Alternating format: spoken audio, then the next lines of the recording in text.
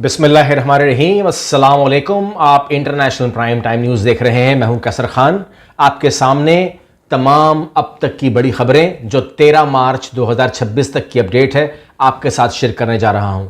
याद रखिएगा, हमें इस वीडियो में ईरान को, इसराइल को, यूएसए को, हर खबर को ज़रूर टच करना है, लेकिन एक खबर ऐसी है जिसको आप लोग बिल्कुल भी वैल्यू नहीं दे रहे। वो खबर बहुत बड़ी है। वो उस खबर के बगैर मैं समझता हूं कि हमें किसी भी अपनी न्यूज़ टाइम के ऊपर नहीं छोड़ना चाहिए, और वो खबर है लेबनान के हवाले से। आप एक खबर देख लीजिएगा पहले, ताकि ये खबर मिस ना हो जाए। मैं भी इसको आखिरी में दे रहा हूं तो अच्छी बात नहीं है, लोग इसको मिस कर देते हैं, तब तक वीडियो बंद कर देते हैं। लेबनान पर अपना इक्तिदार मुसल्लत करेंगे, ये लड़ाई मुख्तसर नहीं होगी। आप जानते हैं कि लेबनान की हुकूमत बनाई गई थी अमेरिका की तरफ से, और हिजबुल्लाह के ऊपर मुसल्लत किया था कि आप इनसे असला ले लें, और पूरा साल ये जंग जारी रही between government of Lebanon and Hezbollah. और उसके बाद जो है अब सूरत हाल ये है कि वो मामला हो गया ख़त्म।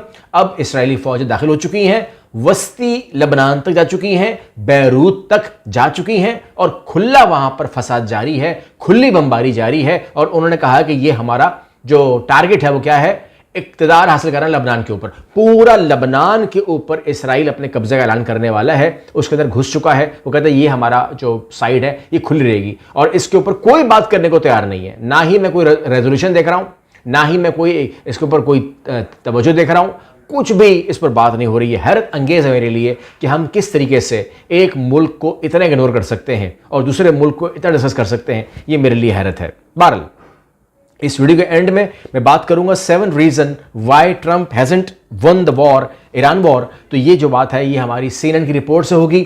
बहुत ही शानदार आर्टिकल है जो स्टीफन कॉलिंसन ने लिखा है। हम इसके ऊपर उर्दू में बात करेंगे क्योंकि ये बहुत लंबा चौड़ा लिख दिया इसने। मैं इसको बुलेट पॉइंट के अंदर उर्दू में बयान करूंगा, आप लोगों को समझ में आ जाएगा कि क्यों ये जंग जो है ये 7 पॉइंट के साथ नहीं जीत सकता या नहीं जीत रहा अमेरिका। उसकी रीजंस क्या हैं, यहां पर आपको इतला कर दूं कि हर जंग के अंदर कोई ना कोई ऐसी चीज़ें होती हैं जिसके ऊपर जो दुश्मन होता है वो एक आवाज़ लगाता है कि जी मेरे पास ये है और ये मेरी इज़्ज़त है। और आपको मैंने पहले भी कहा था कि कभी भी अमेरिका नहीं चाहेगा कि उसकी इज़्ज़त या उसकी नाक जो है वो कटे इस जंग के अंदर। लेकिन अब वो भी होता हुआ नज़र आ रहा है। मुख्तलिफ ज़राए अबलाग जो हैं इस बात को कवर कर रहे हैं कि ईरानी बहरी, अगर मैं अल अरीबी उठा लूँ, ईरानी बहरी अमरीकी जहाज़ पर इब्राहिम लिंकन के खतरनाक हद तक करीब पहुंच गया। ईरानी बहरी जहाज जो है वो एक खतरनाक हद तक करीब पहुंच गया, ईरानी बहरी जहाज। तो आप समझ सकते हैं कि जब हमें वो ये कहता, जब ट्रंप ये कहता है कि इनके पास कोई नेवी नहीं है, कोई आर्मी नहीं है, कोई पावर नहीं है, कोई लीडरशिप नहीं है, ईरान ख़त्म हो चुका है, तो जंग ख़त्म कर देते हैं। तो वहीं पर हम सुन रहे हैं कि ईरानी बहरी जहाज जो है वो खतरनाक हद तक इब्राहिम लिंकन के करीब पहुँचते हैं। इब्राहिम लिंकन की सूरत हाल क्या है, तो यहाँ पर अगर आप BBC को उठाएं तो देखते हैं कि पासदार इनकलाब का अमरीकी बहरी बेड़े इब्राहिम लिंकन को गैर फ़ाल करने का दावा। ओमान में ड्रोन गिरने से 2 गैर मुल्की की हलाकत हुई है, वो अलग बात है। लेकिन यहाँ पर क्या हुआ है कि कहते हैं पै दर पै जो मिज़ाइल लगे हैं ना, जो लगातार मिज़ाइल लगे हैं, तो आप कह रहे हैं ना कि वो भाग क्यों नहीं रहा। वो भाग इसलिए नहीं रहा क्योंकि वो भागने के काबिल नहीं है, ज़ख्मी है। IRGC navy strike damage US aircraft carrier Ibrahim Lincoln, वो डैमेज हुआ है, तो उसको रिपेयर करने की ज़रूरत है, ठीक करने की ज़रूरत है, और बहुत बुरी हालत है। यहाँ पर आप TRT वर्ल्ड देख रहे हैं कि Iran Islamic revolutionary guard क्रुप says USS Ibrahim Lincoln aircraft carrier sustained heavy damage after being targeted with missiles. Heavy damage हुआ है उसको, तो तकलीफ में है। यह है एक तरफ की कहानी जो मैंने आपको बताई इब्राहिम लिंकन की। दूसरी तरफ एक जहाज़ और भी था उसका, जेराल्ड फोर्ड, और जेराल्ड फोर्ड जो है उसके बारे में बताया जा रहा है कि उसके ऊपर आग लग गई। तैयारा बरदार जहाज़ जेराल्ड फोर्ड की आग का लड़ाई से कोई ताल्लुक नहीं है, मगर आप इसको लड़ाई मत, यानी कि अमेरिका का जहाज़ गिर गया इराक के अंदर, वो कहते हैं इसको लड़ाई मत डालो। जेराल्ड के ऊपर आग लगी हुई है, खुद ही आग लग गई है, लेकिन आप इसके ऊपर मिसाइल या कोई भी अटैक आप नहीं कहेंगे। अटैक नहीं हुआ इसके ऊपर कोई भी, ठीक है, क्योंकि अगर हम अटैक का बोलेंगे, कुछ बोलेंगे, तो फिर जाहिर सी बात है मार्केट ख़राब होती है, शेयर ख़राब होते हैं। लिहाजा आपने मानना यही है कि ये आग खुद लग गई है। अगर अमरीकी मिसाइल पर, अगर अमरीकी जहाज़ पर लगी है और अमरीकी जहाज़ खुद गिर जाता है, आपस में टकरा जाता है, मिसकम्युनिकेशन हो जाती है, रडार से ख़त्म हो जाता है और वो गिर जाता है, लेकिन ईरान नहीं गिरा रहा हमारे को। ये आपने बात माननी है, ये हमें समझा रहा है इस टाइम। लेकिन बहरहाल क्या ही इस पर बात करेंगे, हमें सब पता है ये असल में क्या हो रहा है, क्योंकि यहाँ पर आप देखें तो ईरान की इसराइल और अमेरिका के अड्डों पर बमबारी, इराक में अमरीकी तैयारा तबाह, ये तमाम चीज़ें हमारे सामने आ रही हैं। मैं आपको एक ख़बर और भी दे देता हूँ यहाँ से, ताकि आप लोगों को अब जब यहाँ पर हम बात कर ही रहे हैं तो समझ में आता रहे। फिर मैं एक बड़ी खबर दूंगा आपको, वो भी बहुत ख़तरनाक खबर है as far as the world is concern, और जो कुछ भी होने वाला है। यहाँ पर मैं ख़बर दूंगा आपको कि ईरान के हमलों को रोकने के लिए थर्ड आज ही शिफ्ट हुआ है ना, आज ही आया है ना साउथ कोरिया से, वो क्या करेगा, वो रोकेगा। पैट्रियट मौजूद है, हर किस्म का उसका अपना इंटरसेप्टर भी मौजूद है। 11 उसके बावजूद 11 Iranian cluster missiles penetrated, 1 dropped 70 bomb over central Israel. 11 जो क्लस्टर मिसाइल्स हैं उन्होंने अटैक किया, एक एक मिसाइल ने 70 बॉम्ब मारे और उसके बाद वो सेंट्रल इसराइल में गिर गए। ठीक है, 770 बॉम्ब मारे, बताए ना, क्लियर कट कर गए। इतना क्यों वो कर रहे हैं? आपको सेंट्रल इसराइल पे 770 बम गिर गए, आप उसको रोक नहीं सके, एक साथ गिरे हैं। ये आपको कहना चाहिए। खबर इस तरह भी दे सकते थे, मगर वो खबर आप देंगे नहीं, आपकी मर्जी है। बहरहाल हम आपके सामने, मैंने कहा कि कोई भी चीज़ कवर करके नहीं, खुला खुला बताएंगे आपको।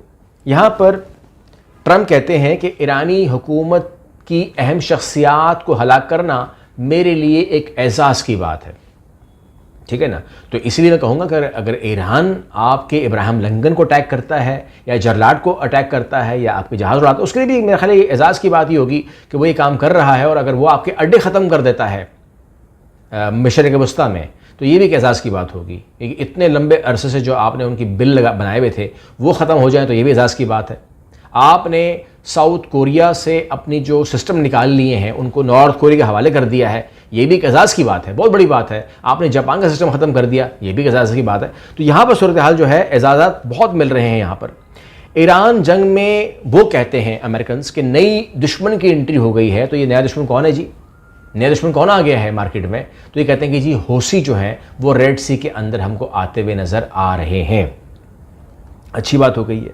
आगे चलते हैं तो यहाँ पर अमेरिकन जो है ना, एक बात में अच्छे हैं कि उन लोगों को सवाल करने का हक है, वो सवाल कर सकते हैं। और उन्होंने अब की बार क्या किया है कि अपने वज़ीर दिफा का गिरेबान पकड़ा है और उन्होंने कहा भाईजान ये हैंकी पेंकी नहीं करो, क्लियर कट बताओ आपने स्कूल पे हमला क्यों किया, जवाब दो, सिंपल जवाब दो, क्यों हमला किया। ये बहुत बड़ी बात है कि वो क्लियर कट पूछ सकते हैं, क्योंकि जो आपने मिसाइल इस्तेमाल किया, या तो आप मिसाइल ही अननोन इस्तेमाल करते, आपने मिसाइल ही वो इस्तेमाल किया जो सिर्फ आपके पास है। इसराइल कह रहा है मेरे पास भी नहीं है भाई, सच कह रहा है वो। ये मिसाइल उसके टूमाहाक की बात कर रहा हूँ, टूमाहाक नहीं है ना उसके पास, ये किसके पास है? अमेरिका के पास है या उसके कुछ दोस्तों के पास है, इसराइल के पास नहीं है। तो ये अटैक इसराइल ने नहीं किया, क्योंकि आप कंफ्यूज ना हो जाए ना कि दो बंदे अटैक कर रहे थे ना, अमेरिका भी कर रहा था, इसराइल भी कर रहा था। इसराइल ने स्कूल को अटैक नहीं किया, स्कूल को अटैक अमेरिका ने किया है टूमाहाक के जरिए। क्यों किया? ये एक सवाल है जो जवाब उन्होंने देना है। अब नई धमकी आई है ट्रंप की कि देखते रहिए आज क्या होगा। और ये जो चीज़ें हैं ना, ये मैं कब से सुन रहा हूँ कि आज के दिन बड़ा खतरनाक है, और अभी भी उन्होंने यही कहा है, इसमें कोई शक नहीं है। वहाँ पर तबाहियाँ, बर्बादियाँ, सब कुछ हो रहा है, लेकिन इस तरफ भी जो चीज़ें हो रही हैं आपके सामने मैं ला रहा हूँ। एक जो खबर आ रही है हमारे सामने, ये मुझे लगता नहीं है कि ऐसा होगा, लेकिन कैलिफोर्निया को ईरानी ड्रोन से ख़तरे की बात हो रही है और वाइट हाउस की जानिब से तरदीद आई है कि नहीं, आप ऐसी बात क्यों कर रहे हैं कि ईरानी जो ड्रोन्स है वो कैलिफोर्निया आ सकते हैं, अमेरिका में कैलिफोर्निया आ सकते हैं। ये एक अजीब खबर है, लेकिन बहरहाल इसके लिए जो है मैं आपके सामने रख रहा हूँ कि ये बातें भी हमारे सामने आ रही हैं। जो खबर अब मैं आपके सामने रख रहा हूँ वो गौर से सुन लीजिएगा, और वो बहुत बड़ी है। आयतुल्लाह खामनई शहीद हो गए। कहते हैं कि 10 तारीख को वो कुरान पढ़ते हुए जो है वो शहीद हुए। 10 रमज़ान शायद था जब वो शहीद हुए, कुरान पढ़, उनके बकौल उनके बेटे के, उनके फ़र्जंद के। आयतुल्लाह खामनई की शहादत के बाद उनके बेटे जो हैं अब वो बन चुके हैं सुप्रीम लीडर। और जो सुप्रीम लीडर होता है उसकी अपनी एक लेगेसी होती है, अपने एक मामलात होते हैं, अपने उसके एक सिस्टम होता है जिसको लेके चलता है, वो उसकी अपनी आसानियाँ, मुश्किलात जो कुछ भी हैं, वो कहता है कि जी मैं आवाम के बगैर नहीं चल सकता। कल उन्होंने एक बड़ी ज़बरदस्त, उन्होंने अपने ट्विटर को भी लॉन्च किया, इंग्लिश में, इब्रानी में, फ़ारसी में, हर तरीके से उन्होंने किया और आवाम से बात की। उन्होंने तमाम गुफ्तगू की, मैं सुनता रहा, लेकिन उन्होंने कहीं पर भी, मैं सुनना चाहता था कि वो कोई न्यूक्लियर के बारे में बात करें कि अब इनकी पॉलिसी क्या है, बिकॉज जो इनकी बाप की पॉलिसी थी वो ये थी कि न्यूक्लियर नहीं होना चाहिए। He was very clear. लेकिन इन सुप्रीम लीडर की क्या पॉलिसी है, इन्होंने एटम बम के ऊपर बात नहीं की, जो कि अगेन मेरे लिए एक अजीब सी बात है। लेकिन जब उन्होंने बात नहीं की तो मैं रह गया शशु पंच के अंदर, तो मैंने कहा अब रिसर्च करनी पड़ेगी, तो आइए थोड़ी सी रिसर्च से बात करते हैं। यहाँ पर आप जानते हैं कि न्यूक्लियर इनरिचमेंट का मामला तो है, और जिस तरीके से अमेरिका ने कल कहा कि जब कहा था कि B-2 बम्बार से ख़त्म हो गए हैं इनकी न्यूक्लियर साइट्स, तो वो उसके बाद अमेरिका ने खुद कहा कि नहीं ऐसा नहीं हुआ और वो कहीं और सेफ रहे थे। और अब कम से कम हम सुन रहे हैं कि 440 kg रिच जो यूरेनियम है वो नज़र आ रहा है हमको, जिससे ये हमने अंदाज़ा लगाया कि तकरीबन 10 से लेकर 20 एटम बम बन सकते हैं। और अब हमारे सामने ये तस्वीर आती है जो कि आती है, मुझे नहीं पता कि ये सही है या गलत है, मगर अमेरिका बोल रहा है कि पिकासिस के माउंटेन के नीचे ये न्यूक्लियर फैसिलिटी मौजूद है, जिसकी एंट्रेंस कहीं और से है, जिसकी फैसिलिटी कहीं और है, और इसको जिस तरीके से बनाया गया है इस पर B-2 बम्बार असर नहीं करता, ये कह रहे हैं, ये अमेरिकन कह रहे हैं, मुझे नहीं पता ये उसके अंदर क्या है कि नहीं है। लेकिन उन्होंने कहा है कि ये न्यूक्लियर फैसिलिटी जो है वो दिखावे की और जगह पर होती है और इंस्टॉलेशंस कहीं और पर लगी हुई हैं।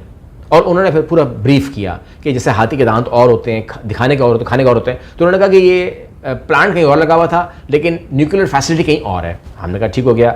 अब उन्होंने कहा कि जी इसको ख़त्म कैसे करें।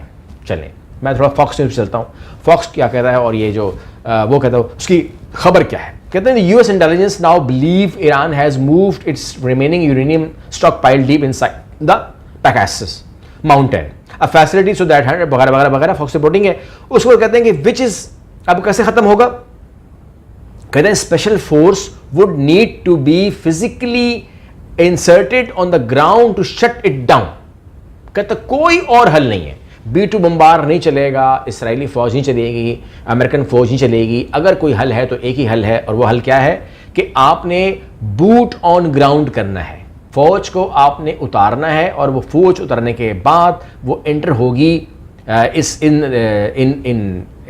जगह के ऊपर, इन माउंटेन्स के अंदर, और वो डिसमेंटल करेगी इस पूरे सिस्टम को, वरना वो एटम बम बना लेंगे। तो आप कहते हैं कि जी एटम बम कैसे बना लेंगे, तो आयतुल्ला खामनेई की मैं बात नहीं कर रहा हूँ, उनकी शहादत हो चुकी है, तो उनकी जो लेगेसी थी या जो उनके मामलात थे उनको लेके उनके फर्जंद आगे चल रहे हैं। उनके फर्जंद ये बताएंगे कि अब के हालात के मुताबिक जो नई सूरत हाल है उसके मुताबिक, उन्होंने अपने पहले बयान को ये उनको क्लियर करना चाहिए था, उन्होंने क्लियर किया, तो अब वो बताएंगे कि उनको एटम बम का अनाउंसमेंट करनी है, बनाना है, या तजर्बा कर देना है। मतलब फॉर एग्जाम्पल ऐसा ना हो ना कि मैं और आप सो रहे हो और अर्ली मॉर्निंग जो है आपको खबर मिलती है कि ईरान ने एटमी तजर्बा कर दिया।